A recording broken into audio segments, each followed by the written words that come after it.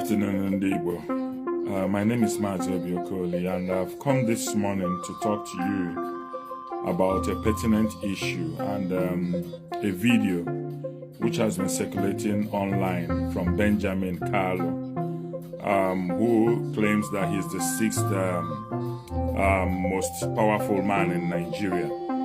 And he was talking about Abia State and insisting that in the next election that the governor of Abia State will be retired.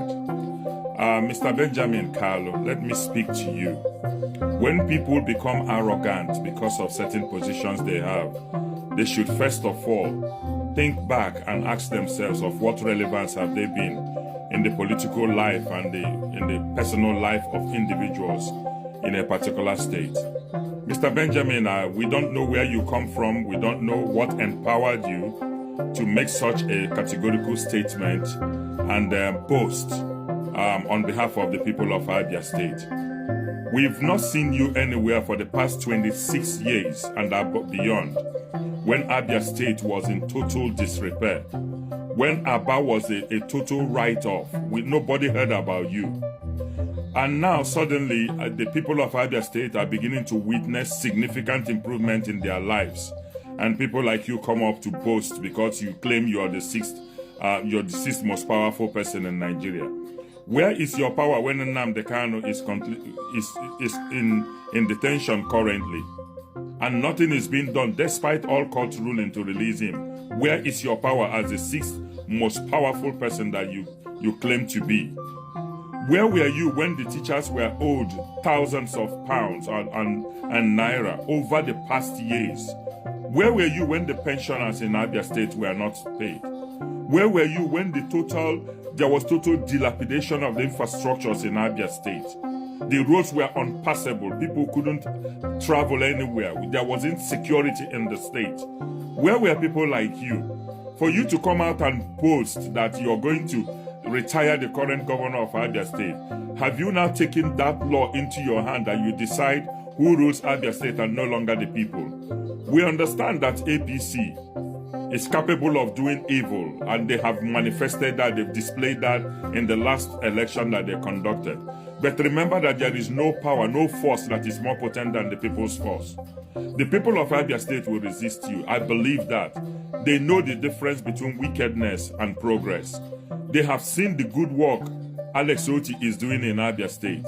And I wonder where you're getting your courage from, where you're getting your audacity from, for you to come out and make such a categorical boast that APC will take Abia State, so that you will return Abia State to other states that APC is ruling. We have seen what APC is doing in Nigeria. The hunger, the starvation, the partial appointment of appointees. What is your state in the southeast getting from this government that you are so proud and arrogant of defending? What positions were given to the Igbos in this particular dispensation? Have you ever spoken up to talk about the marginalization of your people? Have you traveled from Abia to other parts of Abia State to see the thousands of military checkpoints, police checkpoints, NDLA checkpoints, and custom checkpoints, and every notable checkpoint in this world? The people of Abia cannot even travel 3 minutes without having a checkpoint, without being harassed and intimidated. Have you spoken up in the house for them? You claim that we have the Southeastern, what I don't know, that was given to us by Tinubu. Guy, we have survived over the years since 1970 without that development or whatever commission you called it. We have existed, we have suffered. From 20 pounds, we have rebuilt Igbo land. So that singular gesture that you talk about does not mean any significant, cannot even make any significant impact in the lives of the Igbo people. Where is somebody like you when that man from Lagos State was demolishing the house and properties of the Igbo people after the election? Where were you when the Igbo from Igbo land was imprisoned for making a statement? But other people who have been threatening and implementing devastation against the Igbo people, nothing has happened. Where was your arrogance? You people like you don't even speak up for your people. You come to tell us about you're going to retire the only governor in the Southeast that is doing something significant.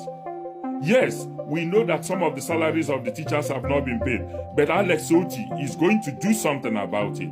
We are confident that the teachers will be paid. We are confident that the civil servants will be paid. But remember that for 26 years, you people left death, devastation, and calamity for the people of Abia State.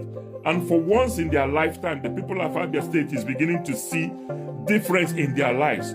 And people like you come up with a chip on your shoulder to talk like you're God. Let me tell you something. Nobody is God to the Igbo people. Asineze. But in Igbo land, we've passed that stage and we are going to talk to people like you. Even Senator Baribe cannot even speak with the level of arrogance you speak. We Igbo people, we are tired of people like you who sell us for a porridge of Quaker oats. Leave the governor of Abia State to do what God has called him to do. He is making significant impact in the lives of Abias, not just Abias, for every Igbo person that is living in Aba. Aba and Abia State is a configuration of all Igbos coming there to live, to do their business without any harassment like we're seeing in Lagos. And you want to take the best governor of Igbo land out of the mouth of the people of Igbo land and Abia State. The level of your confidence and arrogance, one begins to wonder where you're getting that from. We have seen great men in Abia State. People who have come and they thought they are God. But God has silenced them. God has shown them that they are not God. For how many? Over 26 years. From the era of Ojozo Kalu till date, Abia has suffered violence, and the men of violence has taken it by force. Abia has wrestled against principalities and powers in high and low places, and they have survived. So when you talk with such level of arrogance and certainty, remember that power belongs to the people. I believe that the good people of Abia State will resist you. With all intent and purposes, they will. You think it's going to be a situation where you write the election results again and come and say they should go to court? That will not happen in Abia State. We are tired of people like you in Igbo land. Your level of arrogance is astonishing, honestly. Oge agafego na-ekpuchi nkata n'ihu agwa eze okwu. Iwu kwudo eze, so ọ baghị uru ikpuchi nkata n'ihu. Sir, tune down your level of arrogance. Tune it down. Igbo land will be progressive.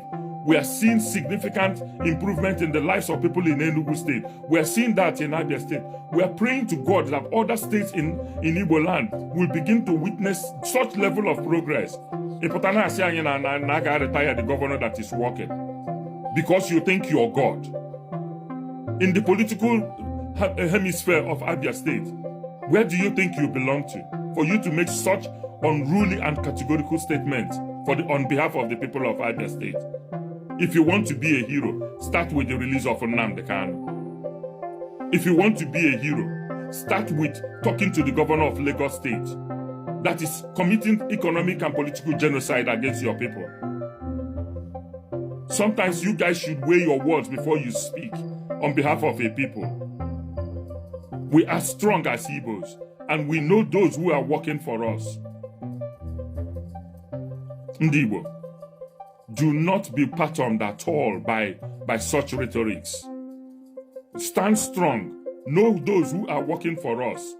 And when it comes to 2027, come out, vote, and do everything humanly possible to protect your vote, so that Igbo land can see progress, so that we can see peace.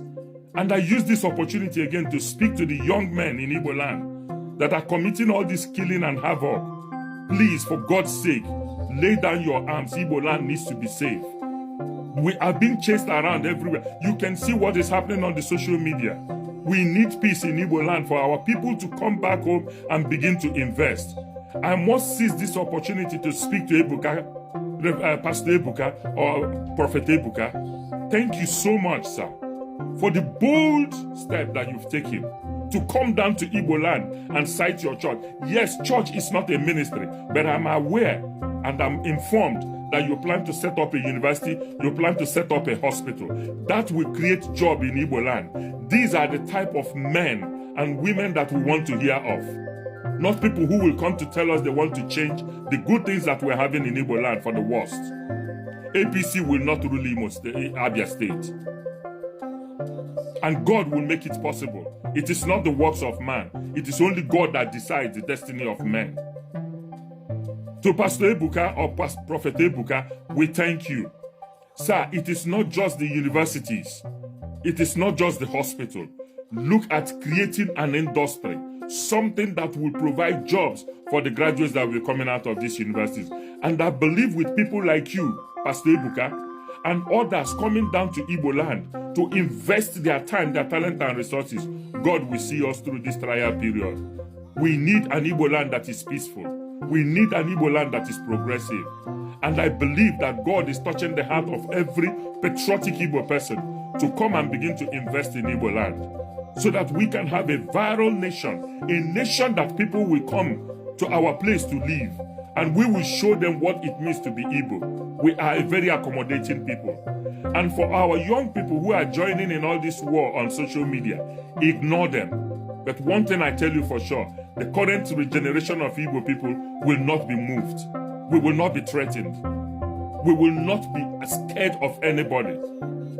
We will stand firm and protect our lives and property this time around. It's not going to be like in 1967 when you guys ran rampage and killed all of us. 100,000 people in one day. It will not happen again. We will fight you. Any way you want it, Igbo land will be ready for it. We are not going to be submerged by anybody. We are not going to be threatened by anybody. If Nigeria wants peace, everybody must be treated equal. For you to threaten that Igbo must go, we're not going nowhere. If Nigeria wants to go, let them separate the country. But as long as Nigeria exists as an entity, and we have the right to live anywhere we want to live, we will not be threatened by anybody. And we will stand our ground this time around. It's not going to be a toad for supper. God bless you all.